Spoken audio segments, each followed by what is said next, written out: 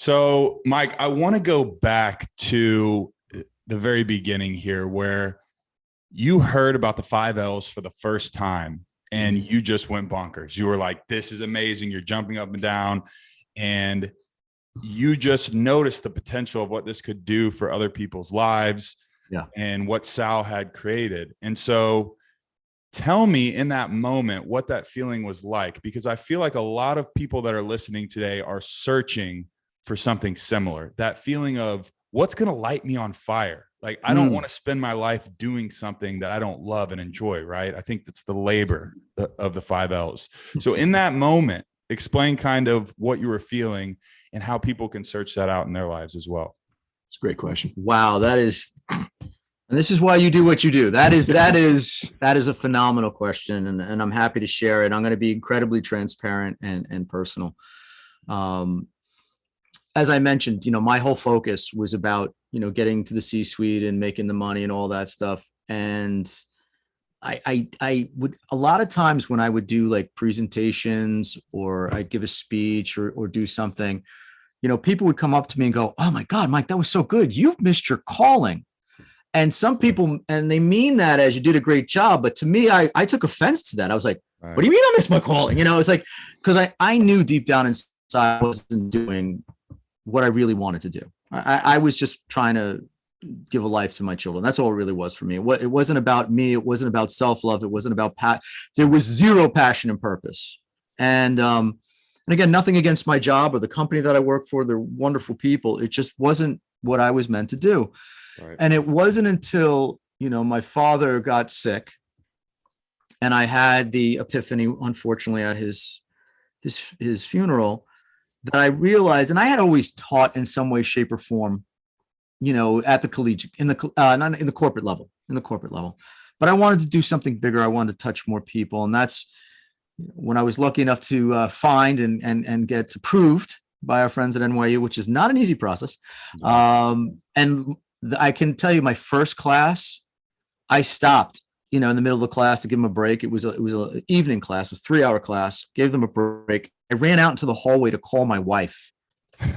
And it was just, I'm like, oh my God, now I know why Dad loved this so much. This is it. This is my calling. This is what I'm supposed to do. Oh my God. Love you. I'll talk to you later. But, and then ran back in class because the class was just on fire. And these were professionals. These were the folks that are coming back to, sharpen their skills. And it was incredible. And, but there was, for me, that euphoria wore off very quickly the next day when I got up back on got up at 4 a.m. to get back on the train to head in the city or fly to whatever city or country. Yep. And I also wanted to do it bigger. I wanted to really make an impact on people's lives in a global way, if possible. I know that's big thinking, but like my dad, go big or go home. And when Sal told me the 5 Ls for the first time, and again, it's like the craziest places. You don't realize thing going to hit you or how you're going to come across something. And the irony of how, all roads kind of led to that meeting for us. And, because he was kind of very like, oh, okay, I'll tell you about the 5 Ls kind of thing. And I heard it and I was just like, oh my God. And the reason why I was like, oh my God, is because first of all, it's so real. It's so simple. And I just knew, like immediately, I just got this gut. It was just like, oh my God, I got this feeling. I was like, and I promise you, it wasn't all the adult beverages, even though he'll say something different. I was just like, a little bit.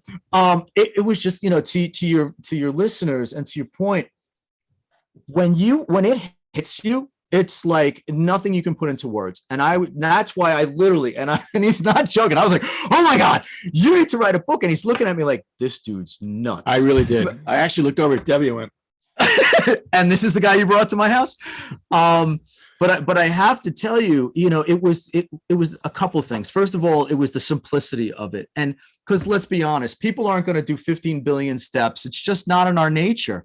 We like instant gratification. We want something quickly. Why do most diets fail? Because, people want, I've got my reunion next week. I need to lose 50 pounds. Not going to happen, right? They want this instant gratification. And to me, this was something very tangible that you could give people right away with some real substance behind it. And I turned to Sal and I was just like, You don't understand. I live, eat, and breathe leadership development, helping others. I mean, I read all the folks that are out there. I listen to all the podcasts. I'm a total geek, self-proclaimed leadership geek. I geek out on this stuff. I'm like, oh God, I get all excited about it.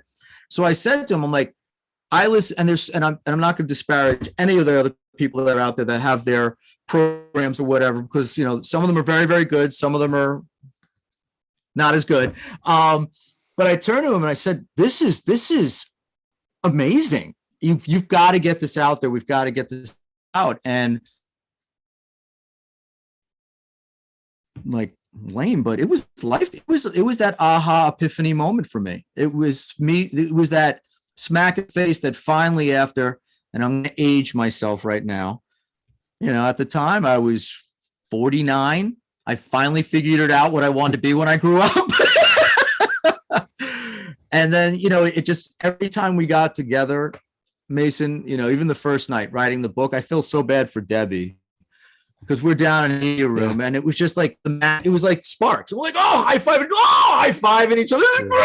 It was pretty crazy. It was nuts. Loud, very loud. And I was, sitting there going, I really didn't want to write a book, but it grew on me. And then each night, and he would come over to the house in Port Washington at 7:30 because he was working all day and start over again. And we'd do it till 10, 11 o'clock at night. And I got to tell you, Mace, it's like, we done? We gotta go? Oh my God. It was energy time. Almost there. Yeah. It was crazy, that's how it happened. And then the book it's very simple. It follows the whole idea. It's 5 chapters, 5 L's. each L has its own chapter. Really? And it's exciting. We're very excited about it. I'm very excited about it. I'm so excited to see it come to life because again, it's been sitting in the brain for over 30 years. And then to have, Mike's like a lever, fulcrum, as we call it, right? Pull me in the right direction to push that thing to happen. And, like I said, it is life-changing. It's helping people. And I never thought it would be that way. And we have people coming up to us and here's one for you. Yeah. This is crazy. This is crazy. This is a good one. We did a training session. I'm not going to tell you who that was for. Just recent. Yeah. Recent one. And, there was this woman in there. She was engaged to be married, and marriage is coming up in like a month or so. So we do the 5 L's training, and we go back to the same client, and the person who was heading up the training for the employee engagement grabs us and says, "Do you know what's her name? In your class that one of the first classes." And said, cohorts. Go, yeah. Sure. Why? What happened? She goes, she was getting married. She goes, yeah. She put the 5 L's in her wedding vows. She changed her wedding vows to put the 5 L's in it. She was getting married the next week. Wow. So I'm looking at him going, is it really this powerful? Yeah. It is. Yeah. It really is. It really is. Well, I have to say just the other day, one last story, because there's so many, and I have to say, Mason, it really is when you can't put it into words how it feels when someone comes up and says, "Oh my God, you've changed my life. Thank you." And we had just wrapped up one of our events, and I was off with a group of people because most folks come up and go, "How was the book coming out?" And, they're talking us and asking us questions. And is that the one from the church? Yeah. Actually, you should say it. You should so Mike's off talking to somebody, and this woman comes up to me and says, I was in church on Sunday and I'm having a really difficult time in my life, single mom. And I was praying for something, something I can have in my life to help me get through this tough time. And I'm going, okay. And she goes, you know what you did? And I said, no. She goes, you've given me the hammer and you've given me the nail. And I thank you. I know I can get through this now. Yeah, I have the tools. She had our workbook and our notebook, and she's walking out. It's just like when someone says that, and when we kind of joke, I was like, wow, I guess we're doing God's work now. Not to get too religious, but we're spiritual guys. And, we believe that, everything happens for a reason and there's a plan and all that kind of stuff. Yeah. And for someone to come up and say, I was in church and I was praying for an answer, and you guys were the answer. I mean, that just blew me away. It doesn't get better than that. And Yeah. I think that's what everybody's looking for. Everyone's looking just for something to help them get through the day. There's a certain feeling that you get when I think you're living in alignment with your purpose, your higher power, or whatever it is. I agree with you. I think everybody is placed on this earth for a reason. And I think there is, a higher power above us. I believe in God, but it's interesting when I found and felt alignment in my life, and I was like, wow, this is what this feels like. Yeah. And then it's so easy to get off that path, right? Way easy. When you feel that feeling for the first time, it's joy. To me, that's what it is. It's joy. Total. Yeah. Because there's a big difference between feeling happy and feeling joy.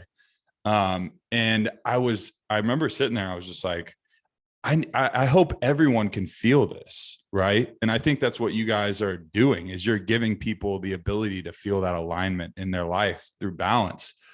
But that was a big driver for me. It's like, how many people out there really haven't felt this feeling of alignment with their purpose and and like this power that it brings when you're living that out in your day-to-day life? So, I commend you guys for doing what you're doing, and you're obviously making a huge impact. So it's amazing. But that feeling, I want everyone listening to, listen to that voice that's calling to you, because everybody feels that pull towards something, right? We all have that one thing that puts us on fire.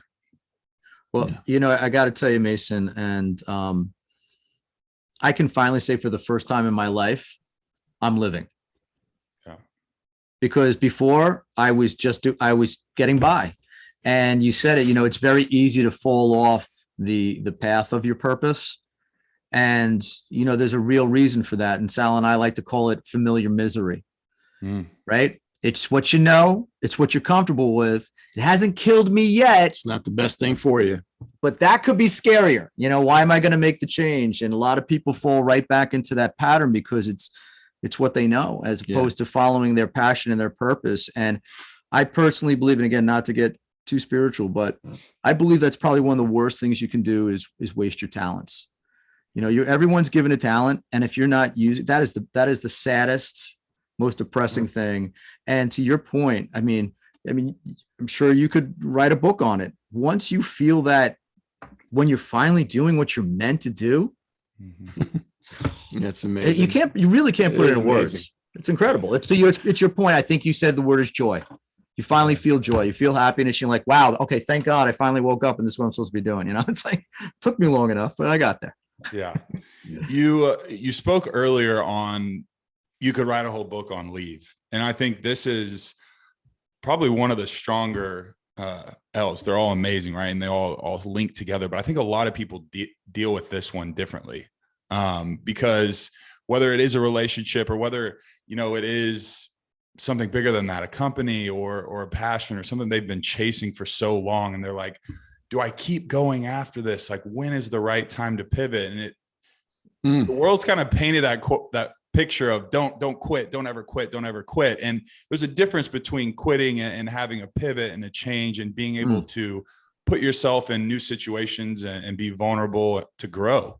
Yeah. So to someone out there that's dealing with that, and they maybe have felt a stirring of like, should I move on? Should I not? And they're battling with that. How do they best go about dealing with that L of leave? Good question. You want to take that one? Yeah, sure. We talk about the even the checklist. Yeah. So first of all, what everyone needs to realize right out of the gates, first of all, they have to stop beating themselves up for avoiding change. And we just talked about that before. It's that fear of failure. And if we really boil it down, why we're afraid to fail, it's because we care way too much what other people think. That's the bottom line. It's, you might let some people down. Yeah. Look, unless you're a surgeon or someone that's saving lives, all right, if it's not life or death, that's a whole other ballgame. You got it. People are just way too scared to fail because they're too afraid of what people are going to think of them. Oh, I'm going to look like a failure. They're not going to think I'm good at blah, blah.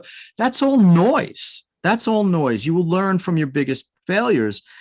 And I think, it's funny you say the leave is probably the one of the stronger L's. It's actually, believe it or not, people don't leave because they don't have enough self-love.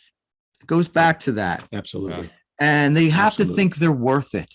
And a lot of people don't. They don't. For so many unfortunate reasons, people do not think that they're worth it. I don't deserve it. I don't deserve to be happy, right? So they stay stuck in this. And there's real tools that you need to use. And there's a lot of things that we give, and folks will see it in the book, or if they go through one of our programs, that the first and foremost, you have to accept and realize right out of the gates that you're programmed to avoid change. But here's the great news.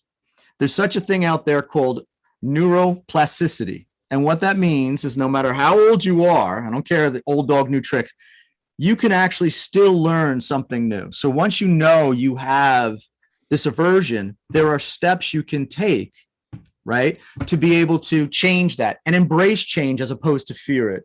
And so we show folks, first of all, you have to write down what it is you want. You have to put your goal in writing. You got to bring it into the physical world, because if it's all up here, it'll never happen, right? And then we highly recommend, you do what's a gap analysis. Here's where you are today. Here's where you want to be. And in the middle is the gap, all those things that are missing from the future you. Then you lay out an action and development plan, and it should only be like 15 things. And the first 10 should be near goals, and the last 5 should be long-term goals. And they need to be real, smart, actionable tools, meaning, simple, measurable, attainable, realistic, and time-bound, right? Real things to get those items that you're missing. And then you need to put it somewhere where you can see it every day. I don't care, put it on your fridge, put it on your screensaver, stick it on your kid's head. I don't care, wherever they can see it every day and revisit it. And then use micro habits, right? So people are like, oh, what are micro habits? Well, here's an easy one. Micro habit. I got to get up at 7 o'clock and I get up at 8 o'clock today. All right. Well, one day you get up at 7:45. Next day you get up at 7:30. And it's these little tiny steps that no longer are a habit. They just become part of who you are, right? So I think that the thing is once you have these tools, it takes the fear out of it. But here's the other thing, and I say this all the time, and definitely for all your listeners, you got to be patient with yourself. If I ask people who your biggest critic is, everybody says themselves. Yeah. You're human. You're going to stumble. You're going to fall. You're going to fail. That is okay. Stop beating yourself up.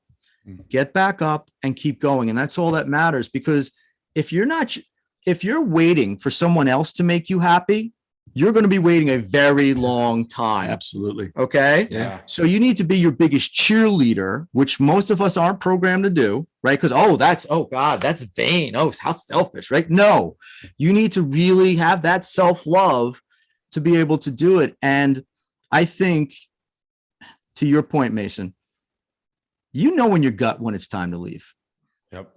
Yeah. You do. You feel it. But a lot of people like, oh, no, I really don't know. I'm not. It's that familiar misery. It's not that bad yet. It's not killing me enough. It's the devil I know versus the devil I don't know. Still a devil. Still the devil. Yeah, exactly. Right. So I think most people do know when it's time to pivot. And change is good. I can tell you that every change that when we spoke to the people in our book has always been positive. Here's something for you. And actually, all your listeners, 80, this is statistically proven, 80 to 90% of what you worry about will not happen. 80 to 90%. And most people go, and there's a reason why worry kills more people than work, because more people worry than work, right? It's just that simple. And, we do real quick, and I'll shut up after this, but we do this color thing with our students and at our events and stuff. And if you wouldn't mind, can I do it with you real quick? Absolutely. Okay. So when you hear the word love, what you might not realize is, so when we hear things, we're very emotional creatures. We not only attach an emotion to it, but subconsciously to that emotion, we attach a color. Okay. So when you hear the word love, what colors comes to mind? Don't think. What's the first color? Red. Easy, right? Okay. Laughter. What's the first color that comes to mind? Ooh, blue. Okay. Labor. What's the first color that comes to mind? Black. Okay. Leisure, what's the first color that comes to mind? Yellow. Okay. And leave, what's the first color that comes to mind? Ooh. Nothing really. I mean, orange. Okay. All right. It's a good color. All right. So Nothing pop for leave. Everything Nothing was like pop. kind of Yeah, boom, but boom, yeah, boom, boom. the problem is you had to think about it, and therein lies the problem. Okay, so love, we always get red. That's the big color because everyone thinks, unicorns, butterflies, Valentine's Day, love, right? Okay, that's what they think about. Laughter is usually a happy color, so it's generally orange. That's the big one. Labor, believe it or not, especially after, thank you, COVID-19, everyone's black. I mean, it's a dark color, right? But usually navy blue is the big one because people think of, blue collar working. Yep. Leisure is usually green, right? Because they think of spending money, out in the ocean or whatever on, green fields, all that kind of stuff. Leave, 98% of the time is a dark color. Yeah. It's black, dark brown, gray. Because people actually equate leave and change to the actual, to death, not to death, to actual death. They equate it. So they see something dark and scary. What we found through all our interviews, and again, through all of our research, the people that had the best balance in their life, the people that were the happiest and the most successful, you know what color they said when we said leave? What? White or yellow. They saw a bright color because it was opportunity, not something to be scared of. And I think for your listeners, that's the whole point. You got to change your mind to embrace change and not be afraid of it. And it makes such a difference. Yeah, that's so cool.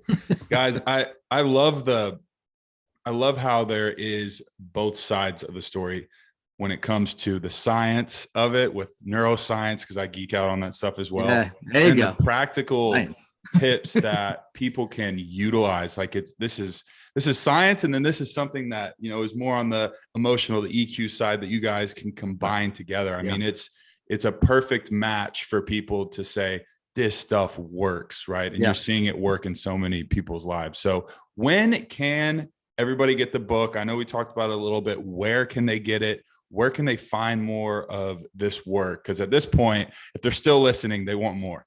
Okay, well, we hope you're still listening. So first of all, everyone can check us out on www.unparalleledperformance.com. You can also email us at info@unparalleledperformance.com. The targeted date for the book is probably mid to end July, potentially August, but we're sending out updates on a regular basis.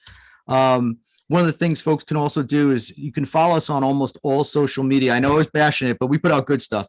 But all social media, and every day we're putting out something to help people. So Monday we put out a checklist to help folks get through the week. Yeah, it's a 5L's weekly to-do list, and it's each L, and it asks a question. And you look at that question, and you better have that going in your life that week. And it's really a home run, that one. Right. And Wednesdays we put out a 5L's leadership moment, because you're a leader in your life. Even if you're not leading people, you're a leader in your life. And then Friday, to get you into a good weekend, we put out a 5L moment. So people are able to follow us that way prior to the book. But when the book comes out, it's going to be, it's going to be on Amazon, Barnes and Nobles. If you want an actual autographed signed copy, they can order that on our website. So all of that will be very easily accessible, and we'll be pushing out more information. Absolutely. And I will be pushing it out on my page as well. Thank you, sir. Thank you. I always say, you have to tailor that social media approach. That's a big topic in today's day and age. For a tool that's so powerful, it can also be very consuming and time wasting. So to be able to tailor and have good messages coming up when you do get on, I think that's so important, and you're going to find that with these guys. So I'm gonna ask the question that I always ask, right? And I want both of you, we can go down the list here, but what is your definition of success? Well, it is having this balance in your life. It truly is. I know that sounds a little corny, having gone through the whole thing, but take it from someone who, focused on one of the L's for a very long time in his life and saw what that can do to you. For me, it really is. It's knowing who you are, loving yourself, who you are, and go right through them. It's, I laugh at myself at times. I do. I make mistakes. I go, God, why did I do that for? Yeah, you gotta laugh at yourself. Yeah. And when you get to the labor part, this is my labor. This is my passion and purpose. Finally, after 40, years of running around, this is my true passion and purpose. So I'm going through the balance here. Leisure, walk on a beach, my me time. Yeah. I love to cook, put a little Sinatra or Dean Martin There you on. go. Yeah. I got my red wine going and I'm cooking. That's my me time. That's my leisure. So I'm Right. living it. I'm finally doing that. Yeah. And then leave. I've learned to do more pivoting, adjust those sails to say, okay, enough of that. Let's go over there. So it really is, Mason. It's for me, that's my success. Yeah. Amazing. Yeah. Oh, my turn. It's just, for me, and not to repeat what I said before, unfortunately, I had to lose someone who I love more than life. Yep. To realize not to waste your talents. Like you said, right? Find your purpose and your passion. And if you follow what you love, the money does follow. I know a lot of people say, oh, that's a bunch of hoo-ha. No, it's true. It's real. It's real. It's real. And to me, it really is, at the end of the day, we're put on this earth for a very short period of time. We're here to help each other. And for me, I feel now, finally, I woke up after how many years, how many days? For me, the true measure of success is about the amount of lives you touch and leave for the better. That was my dad. He tried getting it through my very thick skull for, I don't even want to tell you how long. It's embarrassing. And unfortunately, it took losing him to finally wake up and go, oh, I get it. He was right. And I've been living that ever since. One of the things, Mason, is we'd like to say this to people. Yeah. When you look at the 5 L's and you choose to find the balance, choose it now. Don't wait. Don't wait. Don't wait. Someone said something to me many years ago. Yeah, that's a good one. Here goes my age again. I had turned 60, and someone said to me, "Hey, Sal, how many more years you think you're going to be on this earth?" I looked at my family and how long my parents lived and whatnot. And I said, I don't know, 20 more years. 80, I guess. So the question was, you have 20 years left. I go, yeah. 20 years. Sounds you think like that's a long time? I go, it's 20 years. Yeah. And then the second question was, what's your favorite season? And I said, fall, autumn. And he goes, what's your favorite holiday? I said, Christmas. Here it comes. Here it comes. So what you're saying is you have 20 falls left in your life and 20 Christmases left in your life. And after this one goes, you have 19 falls and 19 Christmas. Don't wait. Do it now. And if you get the balance in your life or you're thinking about it, do it. Grab it. You can show that. Yeah. One of the things that we like to give out is, for us at the end of everything is, you gotta have that self-love and you gotta choose your balance. And one of the things that we talk about is attitude of gratitude and having something in your life to keep you focused on that. And sometimes, you need something to put in your hand to actually get it going. I actually carry gratitude stones that make me stay focused on what I'm grateful for. But I also carry this as what we give out to everybody. It's a 5 L's Vegas style poker chip. And we tell folks, you have the tools now, you got to choose it, but you always got to bet on yourself to win. And this is for, folks to carry with them. So they stay, sometimes you just need it. You got to stay focused, and people need reminders. I think that's the biggest thing is you need reminders in your life, because it's easy. To your point, Mason, it's very easy to fall off the path. It's so easy to get lazy and sit back. And, I wish we had the reminders back then, back when. I need reminders. Just ask my wife. She'll tell you how many reminders I need. That's amazing. Guys, it has been an absolute pleasure to have you on the show. I mean, I know that everybody is going to be touched by this in one way or another. And each of those 5 L's may sting a little bit more, but they're all so valuable, like you said. So it's been an honor to have y'all on. I'm so excited to read the book, and I know everyone listening is as well. So thank you guys so much for coming on the show today. Mason, our honor. Thank you for having us. Thank We're you so much. excited for this. Yeah, thank you. Absolutely. Guys, thank you so much for listening to another episode of the Breathe and Air podcast. Go check out Mike and Sal. Buy the book. Let them know what you thought about the show today. And as always, the price of admission is this. Share this with somebody that you think could benefit from it, right? And then put it into action. Our mantra is everyday action, extraordinary mindset. The action is in front of the mindset, right? So put it into action and share this with someone who you care about, who you love. There's a 5L right there. So once again, Mike and Sal, thank you guys so much. And we will be in talk soon, I hope. Awesome. And the book is going to do amazing. I already know it. Thank you so much, Mason. This was fantastic. Thank you. Thank you so much.